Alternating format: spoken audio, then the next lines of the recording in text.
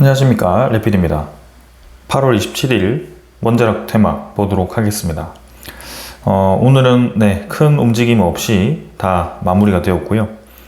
대부분 이제 보합 정도로 진행이 되었습니다. 특별하게 이제 성광밴드 하나만 좀 올라가면서 진행이 되었는데요. 한번 같이 보도록 하겠습니다. 두산 엔더빌리티는 63,600원으로 300원 정도 반등을 했고요. 큰 변화 없었습니다. 그래서 21선, 61선 수렴하는 구간 계속 유지해주고 있고요. 근처 구간을 계속 횡보하면서 진행하고 있습니다. 거래량도 어느 정도 줄어들었고요. 큰 변화 없이 지금 흘러가는 분위기인데요. 이 움직임을 깨기 위해서는 확실하게 뭔가 상승에 대한 움직임이 나올 수 있는 그 명분이 필요하다. 근데 아직은 그 명분이 지금 나오지 않고 있고요. 한미 정상회담이 그 명분이 되기를 원했지만 뭔가 이제 웨스팅하우스와의 그런 합의 소식 이후에 좀 합의에 대한 내용이 불리하다라는 그런 언론 내용들이 많았고요. 그 이후에 웨스팅하우스와 추가적인 협력 가능성, 예를 들어 이제 합작사 같은 것들을 좀 언급을 했는데 이번에는 그 내용이 빠져 있었습니다. 그래서 그러한 이유 때문에 큰 변화 없이 계속 흘러가는 것 같고요. 일단은 조금 더 상황을 지켜봐야 될 것 같습니다.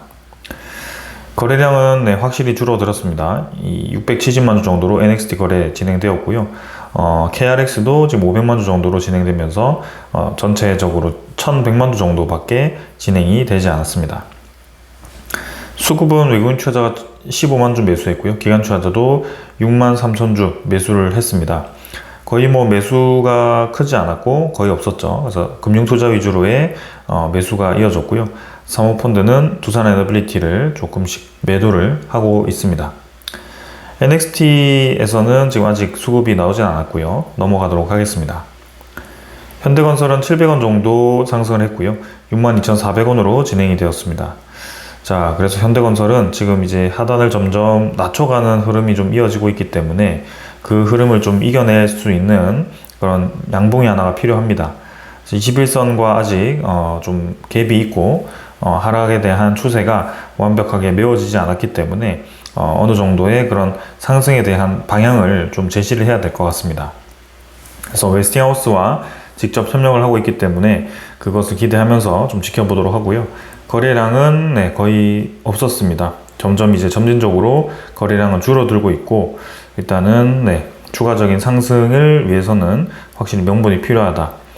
외국인 기관 투자자 지금 외국인은 마이너스 92,000주 정도 매도를 했고요. 기관 투자자는 12만 주 정도 매수를 했습니다. 자, 그래서 5일 정도 연속으로 지금 외국인 투자자는 매도를 이어가고 있고 기관 투자자는 금융투자, 그 다음에 사모펀드 위주로의 매수가 좀 있었습니다. 큰 변화 없었고요. 한전 KPS는 55,000원, 마찬가지 거의 변화 없이 1% 정도 반등했고요. 일단은 여기서 V자로 올라간 것을 조금 꺾어버렸기 때문에 그림이 좀 좋게 나오려면 다시 한번 치고 나가는 그림이 나와줘야 됩니다. 근데 지금 당장은 좀 그런 움직임이 나오진 않고 있고요.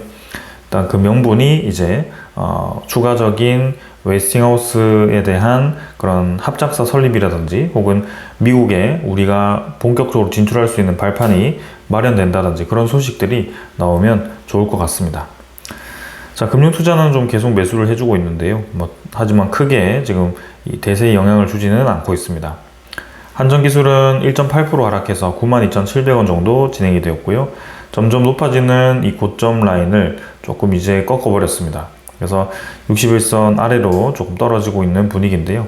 한전기술도 마찬가지 한전 KPS와 비슷한 움직임이 나오고 있습니다. 그래서 좀 더 이제 지지 라인을 형성하면서 치고 나갈 수 있을지 보도록 하겠습니다. 외국인 투자자, 기관 투자자 지금 양매도 진행이 되었고요. 계속해서 매도가 좀 나오고 있습니다. 한전기술도 지금 그런 확실한 소식이 좀 필요한 상황이고요. 한국전력도 마찬가지 최근에 좀 뜸하죠. 그래서 양봉을 띄우고 하락으로 계속 눌러오고 그 다음에 양봉을 띄우고 누르고 하는 게 반복이 되고 있습니다. 하지만 전체적인 횡보 라인은 계속 유지를 해주고 있기 때문에 한국전력도 이제 다시 한번 상승에 대한 준비를 하고 있다. 기관 투자자가 최근에 좀 많이 매도를 하고 있는데요. 사모펀드와 연기금 투자자 계속 매도를 이어갑니다. 외국인 투자자는 17만 주 정도로 매수했고요. 크게 오늘은 큰 변화 없었습니다. 자, S&T 에너지가 확실히 강하게 움직입니다. 조선과도 관련이 있습니다. S&T 에너지. 그래서 LNG 관련된 이 움직임도 강하고 전체적인 최근에 조선 분위기가 좋습니다. 오늘은 특히 조선의 대장 종목들이 좀 크게 올라가면서 관련 이제 기자재 기업들도 좀 힘을 받는 모습이었고요. S&T 에너지는 지금 이제 굉장히 많은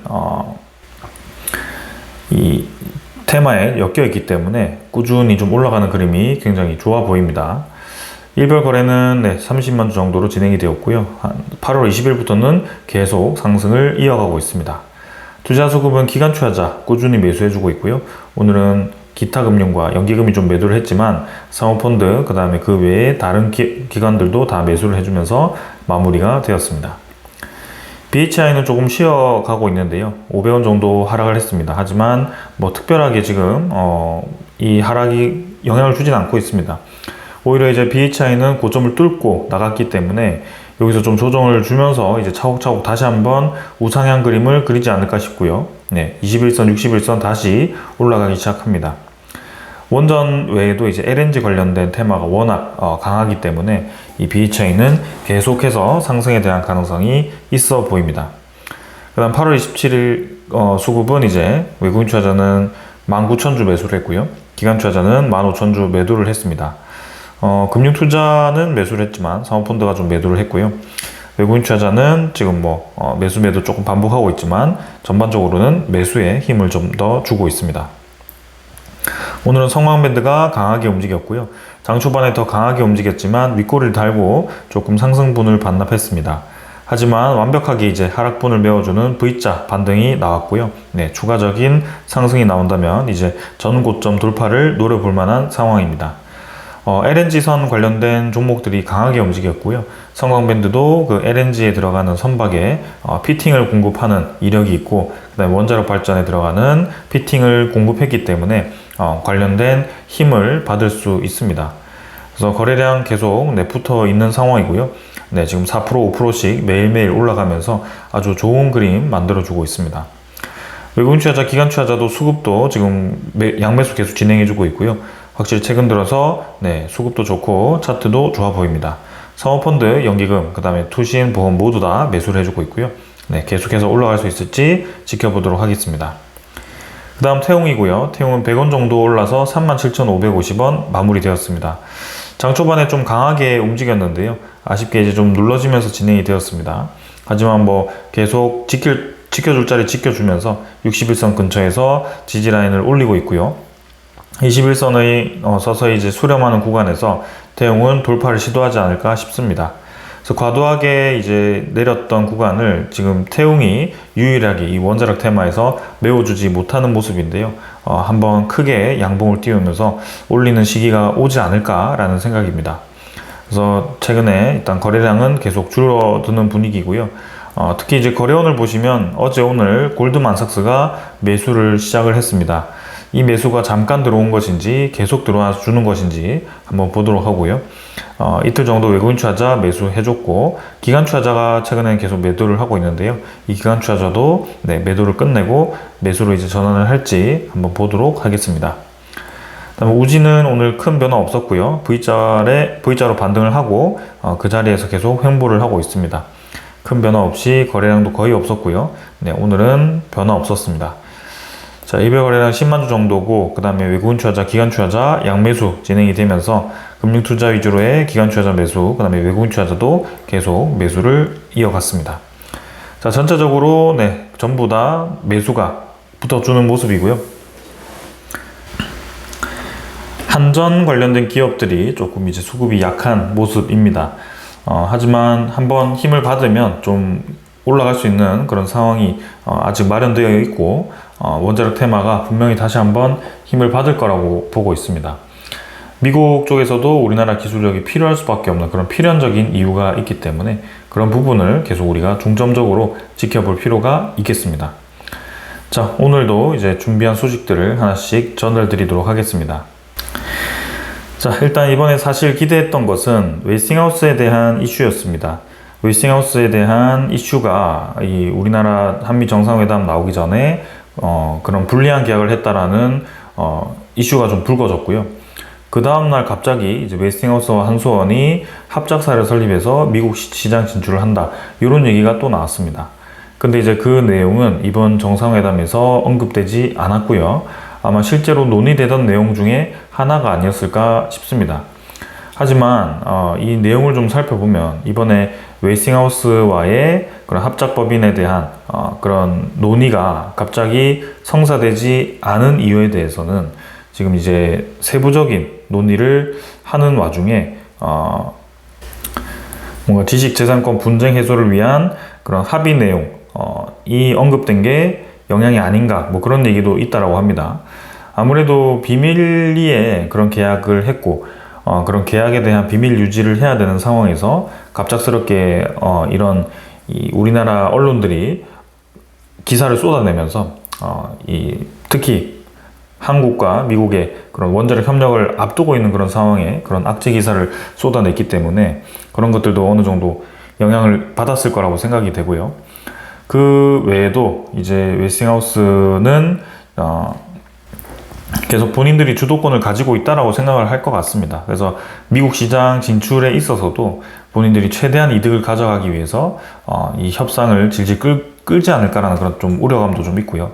그런 내용들이 있습니다. 그래서 우리 입장에서는 빠르게 웨스팅하우스와 합작사 설립이라든지 혹은 미국 시장 진출을 위한 발판을 마련하는 게 중요한데요. 그게 어떻게 될지 핵심이 될 것 같습니다. 그 외에 이제 우리나라가 진출할 수 있는 그런 원전 사업들은 동남아시아, 필리핀, 베트남, 그다음에 중앙아시아, 남아프리카, 북아프리카, 남미, 요르단, 터키, 아랍에미리트, 사우디아라비아 등으로 국한되어 있다. 카자흐스탄은 러시아로 갔고요. 그다음에 아프리카 같은 경우는 사실 러시아와 중국이 더 유리합니다. 그리고 남미 같은 경우도 중국 쪽과 러시아로 가고 있고요. 네, 터키도 마찬가지입니다. 그래서 우리가 비벼볼 만한 곳은 UAE 아니면 사우디아라비아인데요. 이쪽 외에 이제 필리핀, 베트남이 있겠죠. 이 네 군데 정도가 우리가 단독으로 수주할 수 있는 유력한 그런 국가가 되지 않을까 싶습니다. 그 외에는 사실 중국과 러시아에 대한 이 선호도가 높고요. 다른 이제 유럽이라든지 미국 시장은 그런 이제 보안, 안보 측면에서 러시아와 중국을 배제하고 있지만 저는 이제 아프리카라든지 동남아시아 혹은 남미 쪽은 배제를 하지 않고 있기 때문에, 그리고 진작 이제 도입을 해왔기 때문에 한국이 시장을 들어가기가 쉽지는 않은 그런 상황입니다. 자, 그래서 합작에 대한 그런 진출 좀 기대를 해보도록 하고요.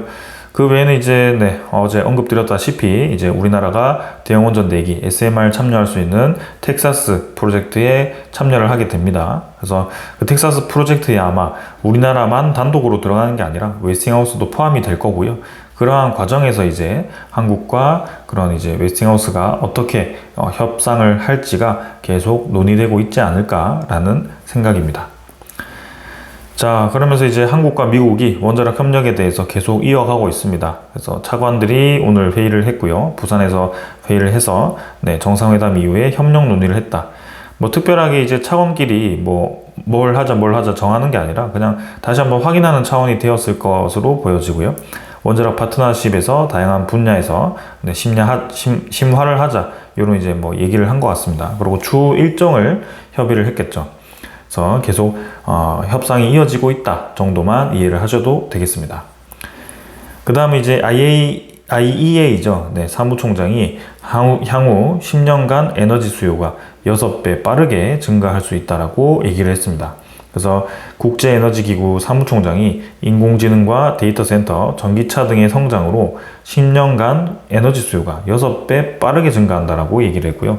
그만큼 지금 전력 인프라를 건설하는 것이 중요하다라는 것을 강조를 하고 있습니다.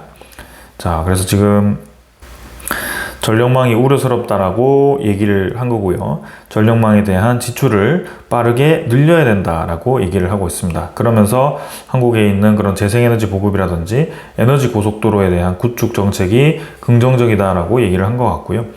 뭐 어떤 에너지가 지금 효율적이다, 어떤 에너지가 맞다, 이렇게 이제 무게를 실어서 얘기했다라기보다는 지금 전반적으로 활발하게 에너지 인프라를 구축하고 에너지에 대한 그런 이 보급을 늘리는 것이 좋아 보인다라고 얘기를 한 것 같고, 지금은 전 세계적으로 그러한 과제에 직면을 하고 있습니다. 그래서 뭐 원전 3배, 재생에너지 3배 이런 식으로 각각의 이제 그런 협약에 대한 단체들이 있듯이 지금은 석탄 에너지를 제외한 나머지 에너지들을 아주 공격적으로 늘려야 하는 그런 상황이다라고 보여집니다. 자, 그래서 이 정도로 이제 주요 소식들은 얘기를 했고요. 이제는 이렇게 세계에 대한 원전 에너지 프로젝트들이 어떻게 진행이 되고 있는지 잠깐 살펴보도록 하겠습니다. 자, 필리핀 에너지부는 원자력 관련 법률 검토를 착수를 했습니다. 8월 19일자 얘기이고요. 필리핀 에너지부가 이제 원자력 목표 달성을 위한 주요 단계를 밟기 이전에 모든 법적 장애물을 확실히 제거하기를 희망한다라고 얘기를 했고요. 필리핀 에너지 계획은 2032년까지 최소 1200메가와트급의 원전 설비 용량을 확보를 하는 것이기 때문에 신규 원전을 하나 건설을 해야 됩니다. 그래서 이제 2032년까지라고 한다면 곧 이제 이 프로젝트에 대해서 타당성 조사에 들어가야 되고 확정을 해야 되겠죠. 그래서 필리핀도 바탄 원전에 대한 현대화를 얘기를 했었는데 그 뒤에 큰 얘기가 없었는데요. 한번 기다려 보도록 하겠습니다. 필리핀 원전은 한국이 들어갈 수 있는 그런 상황이기 때문에 기대해 볼 만합니다. 자, 그리고 인도네시아는 톨콘인가요? 톨콘사와 용융염 원자로 도입 모색을 했고요. 이렇게 이제 뭐 톨콘 500 도입 모색을 위한 MOU 체결을 했다. 그래서 뉴스케일 파워와 이렇게 용융 원자로인 톨콘 500 얘기를 했는데요. 뉴스케일 파워가 아니죠. 뉴스탄타라 파워죠. 그래서